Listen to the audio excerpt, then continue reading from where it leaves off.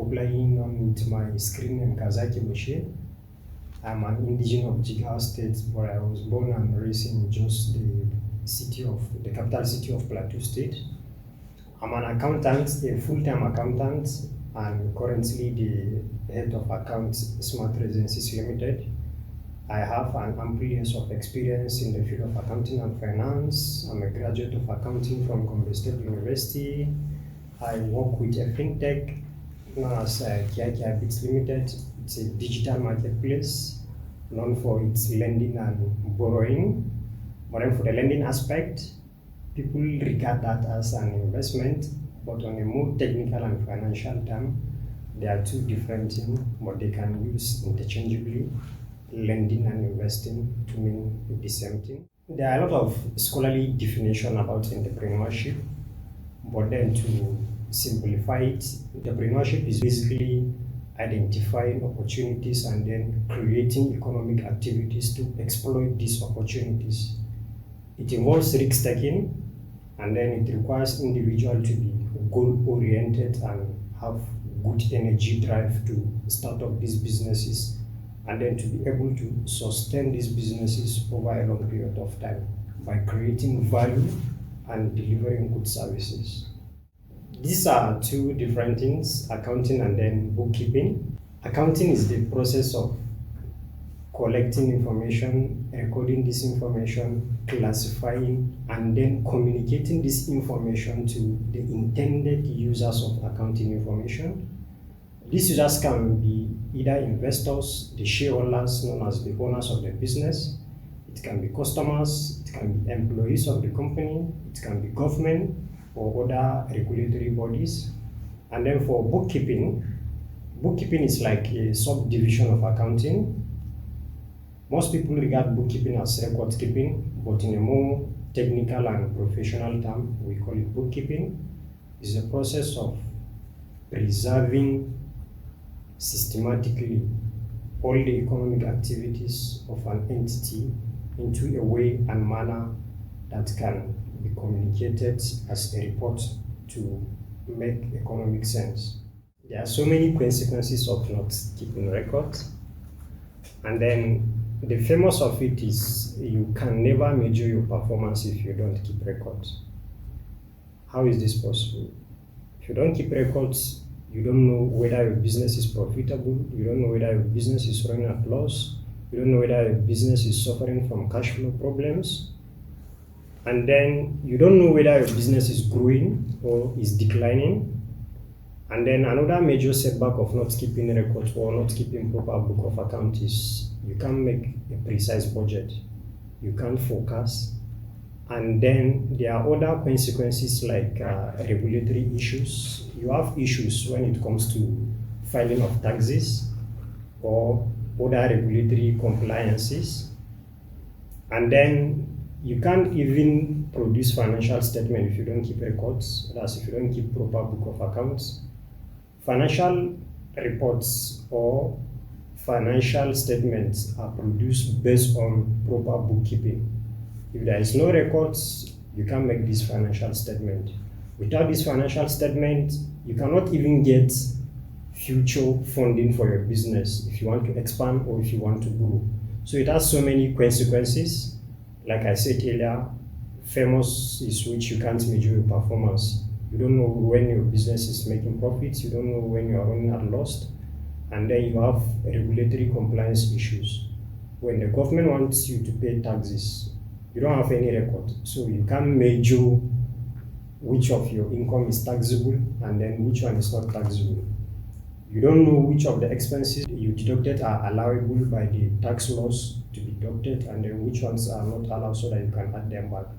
That's both performance consequences and then compliance issues, and then you can't produce financial statement like I pointed out earlier. You can't seek further funding if you don't have proper financial statement. From the consequences, someone can easily drive the importance. Proper bookkeeping can give you a snapshot of the performance of your business or your company. With proper bookkeeping, you can easily tell when you are making profits and then when you are running at loss. You can easily know or detect when you are having cash flow problems, and then you can easily comply to regulatory requirement. Just like I stated earlier, tax laws. If the government requires you to pay taxes or to file for any taxes or fines or charges, you can easily make references to your books. And then you can easily produce financial statements once you have proper books of accounts. This financial statement can be classified into three. That's the income statement, the statement of financial position, and then the statement of cash flow. Each has its own peculiar advantages. The income statement will allow you to measure your financial performance, your profitability, while the statement of financial position will show you your true states as regarding your financial position at a particular given time. It shows your assets and liabilities, and then it also shows your equity. Your equity is your capital and other things you own as a business. And then for the statement of cash flows, it shows your operating activities, your financing activities, and then your investing activities. Accounting activities are basically classified into these three activities I just mentioned: the operating activities, the financing activities, and then the investing activities. So having a good proper books of accounts will enable you to produce this financial statement.